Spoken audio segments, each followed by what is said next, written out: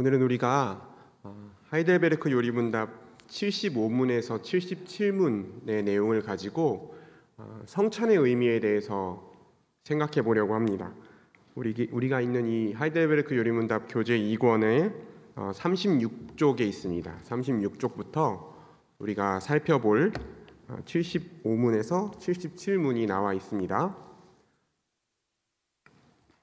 우리가 지금까지 최근에 이제 성례에 대해서 하이델베르크 요리문답에서 성례에 대해서 살펴봤습니다. 성례가 무엇인지 65문에서 68문까지는 성례가 무엇인지에 대해서 이야기하고 있습니다. 성례가 세례와 성찬이라는 걸 우리가 배웠죠. 세례와 성찬이라는 것을 우리가 배웠습니다. 그리고 그 다음에는 이제 성례 중에서 세례가 무엇인지 하이델베르크 요리문답 69문에서 74문까지 살펴보면서 성례 중에서 세례와 성찬 중에 세례가 무엇인지에 대해서 우리가 자세하게 하나하나 살펴보고 말씀을 통해서 배웠습니다. 그리고 이제부터 오늘부터 이제 75문부터 82문까지는 세례와 함께 또 다른 성례 중 하나인 성찬에 대해서 자세하게 우리가 살펴볼 겁니다. 그래서 성찬에 대해서 이제 나눌 텐데 75문을 한번 볼까요? 첫 번째 질문 75문을 한번 보겠습니다. 같이 한번 읽어보겠습니다. 그리스도께서 시작. 그리스도께서 십자가 위에서 이루신 단번의 제사와 그의 모든 공효에 당신이 참여함을 성찬에서 어떻게 깨닫고 확신합니까? 이렇게 얘기했습니다. 먼저 이 질문에 답을 하려면 이 질문을 이해해야 돼요. 질문 한번 다시 보여주세요. 그리스도께서 십자가 위에서 이루신 단번의 제사와 그의 모든 공효에 당신이 참여함을 성찬에서 어떻게 깨닫고 확신합니까? 라고 하면 무슨 말인지 잘 모르겠죠. 무슨 말인지가 어렵습니다. 이 내용을 한번 생각해 볼게요. 우리가 하이델베르크 요리문답 사도신경을 앞에서 살펴봤는데요. 그 사도신경에서 살펴봤듯이 예수님께서는 우리의 모든 죄값을 우리가 하나님 앞에 받아야 할 모든 죄의 형벌을 대신 받으시고 십자가에서 죽으셨어요. 화목제물이 되셔서 우리의 모든 죄값을 다 치르시고 죽으셨습니다. 그리고 부활하셨어요. 질문을 다시 한번 보여주시겠어요? 75문 질문을 다시 한번 보면 그리스도께서 십자가 위에서 이루신 단번의 제사가 무엇이냐라고 하면 예수 그리스도께서 우리의 죄를 대신해서 화목제물 되셔서 십자가에 달려 죽으신 그 사건이라고 얘기할 수 있어요. 그러면 이 사실을 믿고 예수님이 나의 죄를 대신해서 나의 죄값을 모두 치르시고 십자가에 죽으시고 다시 살아나셨다는 이 사실을 믿고 예수님을 나의 구원자, 예수님을 나의 주님으로 믿는 사람들은 죄를 용서받고 예수님께서 내 죄값을 다 치르심으로 말미암아 하나님 앞에 죄를 용서받고 하나님 나라의 백성이 되고 성령을 받습니다. 이게 하나님이 우리에게 약속해 주신 복음이에요. 복음. 예수님의 십자가 복음, 예수 그리스도께서 십자가 위에서 이루신 단번의 제사, 그것을 믿는 사람은 죄를 용서받고 하나님 나라에 들어간다. 이것을 그의 모든 공효에 참여하는 것이라고 얘기할 수 있어요. 정리하면 우리가 예수님이 십자가에서 내 죄를 대신해서 죽으시고 나의 구원자, 나의 주님이 되셨다는 사실을 믿고 그 사실을 믿으면 우리의 죄를 용서받고 하나님 나라에 들어가게 되는데 이 사실을 성찬을 통해서 깨닫고 확신할 수 있다는 거예요. 성찬을 통해서 깨닫고 확신할 수 있다. 근데 어떻게 성찬에서 깨닫고 확신할 수 있습니까? 이걸 물어보는 거예요. 어떻게? 성찬을 통해서 이 예수님의 복음과 그 복음의 은혜에 우리가 참여한다는 것을 어떻게 깨닫고 확신할 수 있나요? 라는 게 우리가 방금 읽은 질문의 내용입니다. 그럼 이제 답을 한번 볼 수 있겠죠? 답에 보면 이제 첫째, 둘째가 있는데 첫째까지만 읽겠습니다. 첫째까지만 제가 한번 읽을게요. 한번 따라와 보세요. 그리스도께서는 나와 모든 성도에게 그를 기념하여 이 뗀 떡을 먹고 이 잔을 마시라고 명령하시고 또한 이렇게 약속하셨습니다. 무엇을 약속하셨는지 얘기하신 거예요. 첫째, 주님의 떡이 나를 위해 떼어지고 잔이 나에게 분배되는 것을 내 눈으로 보는 것처럼 확실히 그의 몸은 나를 위해 십자가에서 드려지고 찢기셨으며 그의 피도 나를 위해 쏟으셨습니다. 이렇게 되어 있어요. 내용을 한번 생각해 볼게요. 성찬에 참여하면 떡과 포도주를 나눕니다. 그렇죠? 떡과 포도주를 나눕니다. 떡은 우리의 죄를 대신해서 십자가에 달려서 찢기신 주님의 몸을 상징합니다. 떡은 우리를 위해 찢기신 주님의 몸을 상징해요. 그 포도주는 주님이 흘리신 피를 상징합니다. 그리고 우리는 성찬에 참여할 때 이 떡과 잔이 나누어지는 것을 눈으로 봅니다. 이것을 눈으로 보면서 예수님이 나를 위해서 십자가에서 찢기시고 피를 흘리셨다는 그 말씀으로만 들었던 그 복음, 그 말씀으로만 들었던 복음을 눈으로 보면서 그 떡이 나뉘고 잔이 나누어지는 것을 보면서 우리가 그것을 더 확실하고 풍성하게 깨닫게 된다는 거예요. 더 확신하게 된다는 거예요. 복음의 은혜를 어떻게 확신할 수 있습니까? 어떻게? 라고 물어봤을 때 나누어지는 것을, 떡과 잔이 나뉘는 것을 눈으로 보면서, 눈으로 봄을 통하여 우리를 위해서 찢기시고 피 흘리신 예수 그리스도를 확신하게 된다는 것입니다. 그 예수님이 십자가에 달리신 것을 생각하고 기억하면서 우리의 죄가 어떤 것인지를 더 분명하게 알 수 있어요.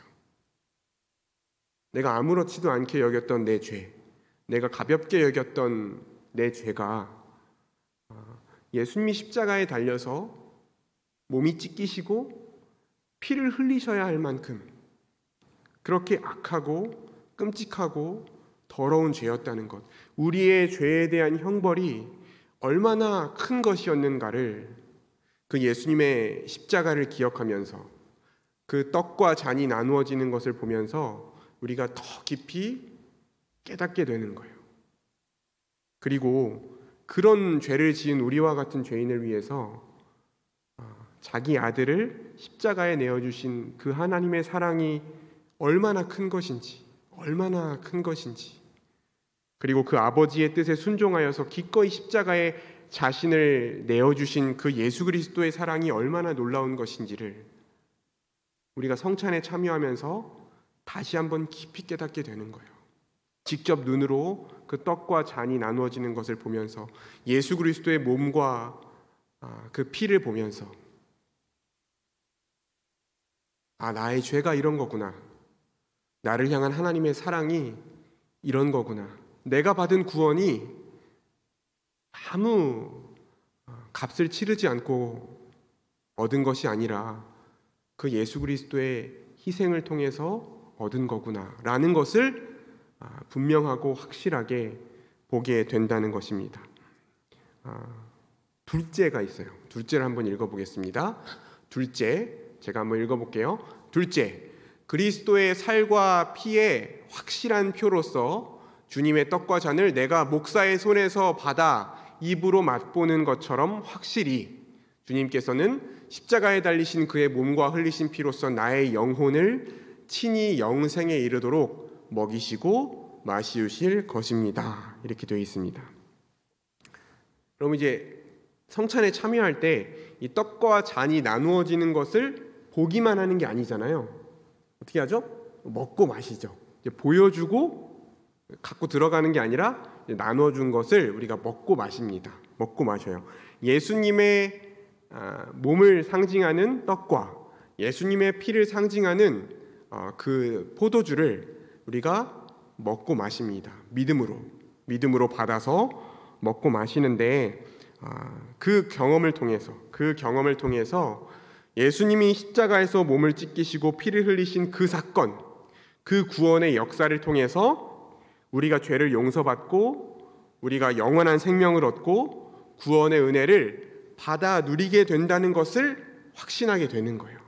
그 떡과 잔이 나뉜 것을 먹고 마시면서 이 예수님이 십자가에서 찢기신 그 살과 피로 인해서 내가 죄를 용서받고 내가 영원한 생명을 얻고 내가 하나님 나라에 들어갈 수 있다는 것을 확신하고 풍성하게 누리게 된다는 것입니다. 정리하면 이런 거예요. 우리는 성찬식에 참여하면서 예수님의 살과 피를 상징하는 떡과 포도주를 눈으로 보고 먹고 마시면서 그리스도의 십자가 희생을 통해 우리가 누리게 된 그 은혜를 기억하고 확신하고 더 풍성하게 누리게 된다는 겁니다. 이게 성찬의 유익이에요. 이게 성찬의 유익입니다. 이어서 76문을 한번 보겠습니다. 76문에 이렇게 돼 있어요. 십자가에 달리신 그리스도의 몸을 먹고 그의 흘리신 피를 마신다는 것은 무슨 뜻입니까? 이렇게 물어봐요. 무슨 뜻입니까? 한번 답을 볼게요. 답을 두 가지로 나눠서 생각할 수 있을 것 같아요. 하나로 나누어 있는데 먼저 1번, 2번으로 한번 나눠서 생각을 해보겠습니다. 첫 번째는 이겁니다. 그것은 믿는 마음으로 그리스도의 모든 고난과 죽음을 받아들이고 이로써 죄사함과 영원한 생명을 얻는 것이다. 이렇게 얘기해요. 질문이 뭐였죠? 십자가에 달리신 예수 그리스도의 그 몸을 먹고 피를 마신다는 게 무슨 의미입니까? 몸을 먹고 피를 마신다는 게 무슨 의미입니까? 이게 질문이었어요. 근데 답이 뭐냐면 우리가 그것을 믿음으로 예수님의 모든 고난과 죽음을 믿음으로 받아들이고 이것을 통해서 죄사함과 영원한 생명을 얻는 것이 예수님의 몸과 피를 먹고 마신다는 의미다라고 얘기하는 거예요. 믿는 마음으로 그리스도의 고난과 죽음을 받아들이고 죄사함과 영원한 생명을 얻는 것. 이건 사실 우리가 이미 75문을 보면서 충분히 얘기했던 내용입니다. 두 번째 내용이 이제 조금 달라요. 앞에서 살펴봤던 것보다 조금 더 나아간 내용입니다. 나아가서 이렇게 돼 있죠. 나아가서 또 어떤 의미가 있냐면 예수님의 몸과 피를 먹고 마신다는 건 어떤 의미가 있냐면 그리스도 안에 또한 우리 안에 거하시는 성령으로 말미암아 예수 그리스도 안에 성령이 거하세요. 예수 그리스도 안에 성령이 거하십니다. 그리고 또 어디에 성령이 거하시죠? 우리 안에. 그렇죠? 우리 안에 거하시는 성령. 그리스도 안에 거하시는 성령과 우리 안에 거하시는 성령으로 말미암아 우리가 그리스도의 거룩한 몸에 연합됨을 의미합니다. 그렇게 얘기하는 거예요. 자, 질문이 뭐였죠? 예수님의 살과 피를 먹고 마시는 게 무슨 의미입니까? 첫 번째가 예수 그리스도의 고난과 희생을 우리가 믿음으로 죄를 용서받고 영원한 생명을 얻는다는 것. 그게 첫 번째 의미고, 두 번째 의미는 그리스도 안에 있는 성령과 우리 안에 있는 성령, 그 성령으로 말미암아 우리가 그리스도와 연합된다. 이게 예수님의 살과 피를 먹고 마신다는 의미입니다. 성경에서 그리스도와 연합에 대해서 얘기하는데요. 예수님을 믿는 사람은 누구나 정말 예수님을 나의 구원자, 나의 주님으로 믿는 사람은 누구나 예수님의 영인 성령을 받습니다. 그리고 그 성령을 받은 사람은 누구나 예수님과 영적으로 연합이 돼요. 하나가 됩니다. 저는 예수님을 믿어요. 근데 성령은 안 받았어요. 이런 건 없는 거예요. 저는 예수님을 믿고 성령은 받았는데 예수님과 연합되진 않았어요. 이런 건 없습니다. 예수님을 믿는 자는, 정말 믿는 사람은, 참되게 믿는 사람은 누구나 성령의 사람이며 그리스도의 영인 성령을 받은 사람은 예수 그리스도와 연합된 자예요. 예수 그리스도와 연합된 자입니다. 성경에서 그리스도와 연합을 얘기할 때 바울 사도는 우리가 그리스도 안에 있다 이런 표현을 씁니다. 그리스도 안에서 이런 표현을 씁니다. 또 우리가 그리스도 안에 있다, 그리스도가 우리 안에 있다 이런 표현을 쓰는데요. 믿음으로 성령을 받아서 그리스도와 연합된 성도들, 그러니까 주님의 교회는 그리스도 안에서 서로 한 몸, 한 새 사람으로 살아가게 돼요. 다시요. 우리가 예수님과 연합되잖아요. 예수님을 믿고 성령으로 예수님과 연합되잖아요.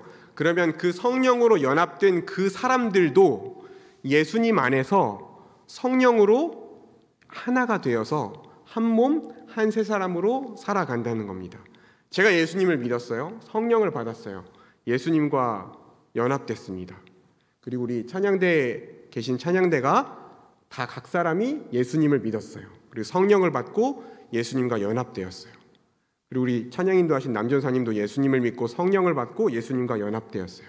그 예수님 안에서 우리들도 하나가 된다는 거예요. 하나가. 예수님 안에서 하나가 되어서 한 몸, 한 새 사람으로 살아가게 된다는 겁니다. 이게 그리스도와의 연합이에요. 그리스도 연합의 신비이고 교회가 한 몸 한 가족으로 한 몸 한 새 사람으로 살아가는 원리입니다. 그래서 성찬에 참여해서 우리가 예수 그리스도의 살과 피를 상징하는 떡과 잔을 먹고 마실 때 우리가 예수 그리스도 안에 거하고 그리스도께서 우리 안에 거하신다는 사실을 분명하게 확인하고 깨닫고 확신하는 은혜를 누릴 수 있다는 거예요. 성찬을 우리가 참여할 때 이런 것들을 우리가 알고 누릴 수 있다는 거예요.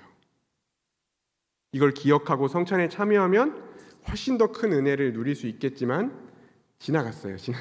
지난주에 우리가 지나갔습니다. 이것들을 잘 기억하셨다가 다음 성찬 때 풍성하게 누리셨으면 좋겠는데요. 우리가 조금 전에 읽은 하이델베르크 요리문답 76문의 답은 그 뒷부분에 더 내용이 있거든요. 그 뒷부분에 내용이 있는데 그 뒷부분에서 뭘 얘기하냐면 아담과 하와의 연합을 가지고 교회와 그리스도의 연합을 설명합니다. 아담과 하와의 연합을 가지고 교회와 그리스도의 연합을 설명해요. 그 부분 한번 읽어볼까요? 비록 그리스도는 하늘에 계시고, 그 부분 한번 읽어보겠습니다. 제가 한번 읽어볼게요. 비록 그리스도는 하늘에 계시고, 예수님은 하늘에 계시잖아요. 예수님이 왜 하늘에 계시죠? 승천하셨잖아요. 그렇죠?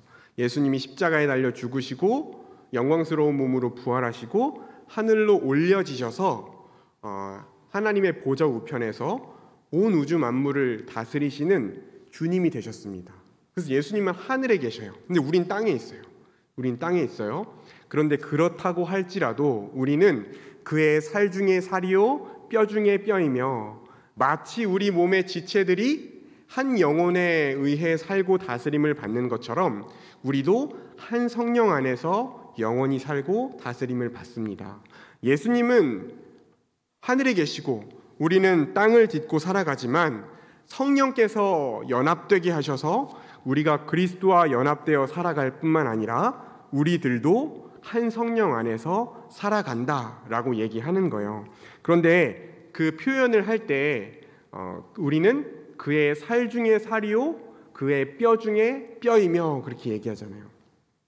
이 표현, 이 노래, 이 살 중에 살이요 뼈 중에 뼈라는 이 노래가 어디서 나올까요? 성경에 나오는데 창세기 2장에 나옵니다. 창세기 2장에. 누가 이 노래를 했냐면 아담이 했어요. 아담이. 그렇죠? 창세기 2장은 거의 다 읽어보셨을 거예요. 창세기 2장. 우리가 창세기부터 성경을 읽으면 보통 2장까지는 읽죠. 그래서 보면 아담을 하나님이 창조하신 이야기가 나오는데요. 하나님이 아담을 어떻게 창조하시냐면 흙을 빚으세요. 흙을 빚어서 아담의 형상을 만드시고 거기에 생기를 불어넣으셔서 생명이 되게 하십니다. 살아있는 아담이 되게 만드세요. 그런데 하나님께서 아담을 만드신 뒤에 또 그 다음에 여자를 만드십니다. 하나님이 이 세상을 창조하시는 모든 과정이 좋았다고 말씀하시거든요. 창세기 1장에 하나님이 창조하신 과정을 보면 하나님이 보시기에 좋았더라 말씀하셨는데 하나님이 창조하신 다음에 내가 보기에 안 좋았다고 한 게 딱 하나 있었어요. 그게 뭐냐면 아담이 혼자 있는 거였습니다. 아담이 혼자 있는 거. 하나님께서 아담이 혼자 있는 것을 좋지 않게 여기셔서 여자를 만드시는데 어떻게 만드셨냐면 흙으로 이제 남자를 빚었던 것처럼 흙으로 여자를 빚은 다음에 거기다가 다시 한번 생기를 불어 넣으셔서 만드신 것이 아니고 어떻게 만드셨어요? 아담을 잠들게 하신 뒤에 아담의 갈빗대를 가지고 아담의 몸의 일부를 가지고 여자를 만드셨어요. 그리고 아담에게로 가까이 데려가십니다. 하나님께서 아담에게 모든 것을 다스리는 권세를 주셨거든요. 하나님을 대신해서. 그래서 아담이 동물들에게 이름을 다 지어줬어요. 이름을 지어준다는 건 그 정체성을 규정한다는 거거든요. 너는 이런 존재고 하나님의 피조물로서 이렇게 살아가야 된다는 것을 규정하는 거예요. 아담이 그 일을 하고 있었는데 하나님이 이제 여자를 아담에게로 딱 가까이 이끌어 가십니다. 그랬더니 아담이 그 여자를 딱 보고 하는 말이 너는 내 뼈 중에 뼈요 살 중에 살이라 이렇게 얘기하는 거예요. 뼈 중에 뼈요 살 중에 살이라. 아담의 몸의 일부로 만든 그 여자를 딱 볼 때 아담은 알았던 거예요. 네가 나의 몸의 일부구나. 너는 나와 한 몸이구나. 너는 나와 한 몸이구나. 우리는 서로 한 몸이야. 너는 나고 나는 너야. 이렇게 고백하는 겁니다. 그래서 서로 다른 사람으로 떨어져서 살아가지만 아담과 하와가 서로 따로따로 살아가지만 한 몸이기 때문에 서로 함께할 때 온전하고 서로를 자기 몸과 같이 사랑할 수 있는 돕는 배필로 살아가게 하셨어요. 하나님이 사람을 처음 창조하셨을 때 사람이 살아가는 원리는 서로 함께함으로 온전해지고 서로를 자신과 같이 사랑하며 살아가게끔 만드셨어요. 공동체적인 존재로 만드셨습니다. 그것처럼 우리와 그리스도가 연합되었고 아담과 하와가 한 몸이었던 것처럼 하늘에 계신 예수 그리스도와 우리가 성령으로 연합되었고 또 우리 한 명 한 명이 그리스도 안에서 한 몸으로 연합되었다고 얘기하는 거예요. 아담과 하와가 연합된 한 몸이었던 것처럼 그리스도 안에서 서로 하나 된 우리가 한 몸 된 교회가 서로를 섬기고 함께함으로 온전해지고 서로를 자기 자신처럼 살아가게 하셨다는 것입니다. 그래서 우리가 성찬을 참여할 때 이 그리스도와의 연합 그리고 그리스도 안에서 한 몸 된 교회의 연합을 확신할 수 있는 은혜를 누리게 되는 거예요. 여러분, 성찬에 참여할 수 있는 사람은 세례를 받은 사람만 성찬에 참여할 수 있습니다. 세례를 받았다는 건 뭐예요? 예수님을 믿는다는 거예요. 예수님을 나의 구원자, 나의 주님으로 믿고 고백하는 사람을 교회에서 치리회가 그들의 신앙을 점검하고 그들이 참된 믿음을 가진 성령의 사람이라고 인치는 것이 세례입니다. 그 세례를 받은 교회의 한 몸 된 정회원들만이 이 성찬에 참여할 수 있어요. 그래서 우리는 그 한 몸 된 교회가 떡과 잔을 나누면서 우리가 그리스도 안에서 한 몸 된 연합된 공동체라는 것을 확인하는 은혜를 누리게 되는 겁니다. 엄청난 은혜가 있는 그 성례에 우리가 참여하는 거예요. 이제 마지막으로 77문을 한번 보겠습니다. 77문 질문이 이렇게 돼 있어요. 믿는 자들은 이제 교회를 말하는 겁니다. 믿는 자들이 이 뗀 떡을 먹고 이 잔을 마시는 것처럼 확실히 그리스도께서 이들을 그의 몸과 피로 먹이시고 마시겠다는 약속을 어디에서 하셨습니까? 이렇게 얘기하는 거죠. 우리가 지금까지 나눴던 이 내용들, 우리가 성찬에 참여함으로써 예수 그리스도의 그 은혜를 더 확실하게 깨달을 수 있고 그 은혜를 더 충만하게 누릴 수 있는데 그것을 어디에서 약속하셨습니까? 이렇게 물어보는 거예요. 어디에서? 그리스도께서 이것을 약속하셨다는 근거가 어디에 있습니까? 그 근거를 우리가 같이 확인하길 원합니다. 그렇게 얘기하는 거예요. 그리스도께서 교회를 그의 몸과 피로 마시게 하시겠다는 것은 우리가 이미 살펴본 것처럼 그리스도께서 교회를 구원하시고 모든 영적인 은혜를 공급하시고 누리게 하시겠다는 약속입니다. 이 약속을 어디서 하셨습니까? 이렇게 물을 때 우리가 답을 한번 보겠습니다.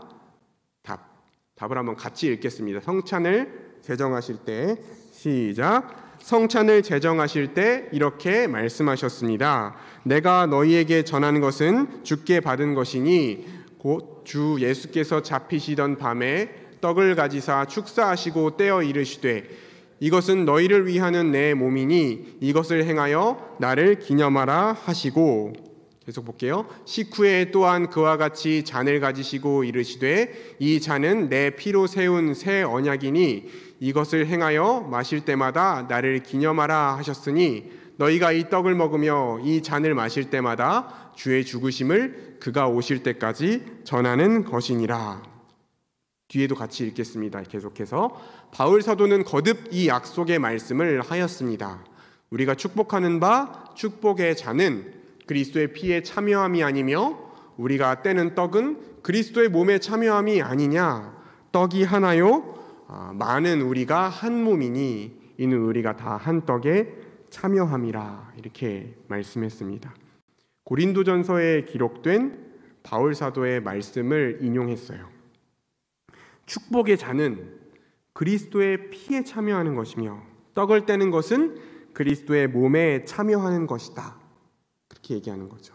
그리고 떡이 하나인 것처럼 교회가 한 몸이다. 이렇게 고백했습니다. 예수님께서 오늘 우리가 방금 읽은 이 답의 내용처럼 예수님께서 제자들과 마지막 식사를 하실 때 예수님이 십자가의 죽으심으로 우리를 향한 하나님의 구원 약속, 이 새 언약을 이루실 것을 약속해 주시면서 성찬을 행하라고 명령하시고 이 성찬을 행할 때마다, 이 예식을 행할 때마다 그리스도의 십자가를 기억하라고 말씀하셨어요. 기억하라고 말씀하셨습니다. 사랑하는 성도 여러분, 성찬은 그리스도의 고난에 우리가 믿음으로 참여하고 믿음으로 예수 그리스도의 십자가 복음을 믿음으로 그리스도의 고난에 참여하고 그리스도와의 연합을 확신하고 누리는 은혜의 방편으로 하나님께서 교회에게 선물로 주신 거예요. 우리가 그 은혜를 누리고 우리의 믿음을 견고하게 할 수 있도록 우리에게 선물로 주신 것이 이 성찬입니다. 그리고 우리가 나눈 것처럼 우리가 그리스도 안에서 한 몸 된 교회임을 확인하고 함께 교제하는 그런 시간이기도 합니다. 우리 대전 남부교회 모든 성도님들이 먼저는 우리가 이 눈에 보이는 말씀, 이 성례에 참여하기 전에 먼저는 예수 그리스도의 이 복음을 분명히 아는 믿음이 있어야 됩니다. 기계적으로 참여하는 것이 아니라 믿음으로 참여할 때 이 은혜를 누릴 수 있어요. 먼저 선포된 말씀, 이 예수 그리스도의 복음을 우리가 먼저 분명히 알고 믿기를 소원합니다. 그리고 이 눈에 보이는 하나님의 말씀인 성례, 그리스도께서 제정하신 사람이 만든 그런 행사가 아니라 종교적인 분위기를 내기 위해서 만든 그런 것이 아니라 그리스도께서 제정하신 이 성찬에 바르게 참여하면서 분명한 믿음의 확신과 또 풍성한 은혜를 누리실 수 있기를 주의 이름으로 축원합니다. 기도하겠습니다. 하나님 아버지, 아무 자격 없는 영원한 형벌을 받아야 마땅한 죄인인 우리를 예수님의 십자가의 은혜로 구원하신 그 은혜에 감사합니다. 또 우리를 하나님의 백성 삼으셔서 하나님 앞에 예배하게 하시고 또 주 안에서 한 몸 된 교회 공동체를 이루어서 함께 신앙생활할 수 있게 하신 은혜에 감사합니다. 또한 날마다 그 예수님의 십자가를 잊어버리고 날마다 그 하나님의 은혜를 잊어버리는 우리를 위해서 그 예수 그리스도께서 우리를 대신하여 십자가에 찢기신 그 몸과 그 흘리신 피를 기억할 수 있도록 그 은혜를 누리며 우리의 믿음을 더 확고하게 세울 수 있도록 교회에 성례를 허락하셔서 우리에게 그 은혜의 방편을 주심으로 말미암아 그 십자가를 더 깊이 기억하며 살아갈 수 있게 해주시니 감사합니다. 하나님, 우리가 이 은혜를 귀히 여기게 하시고 예수님의 십자가 복음을 늘 마음에 품고 살게 하시며 교회가 그리스도께서 제정하신 이 성례를 행할 때마다 믿음으로 참여하여 하나님께서 예비하신 약속하신 이 은혜를 풍성히 누릴 수 있도록 역사하여 주시옵소서. 예수님 이름으로 기도합니다. 아멘.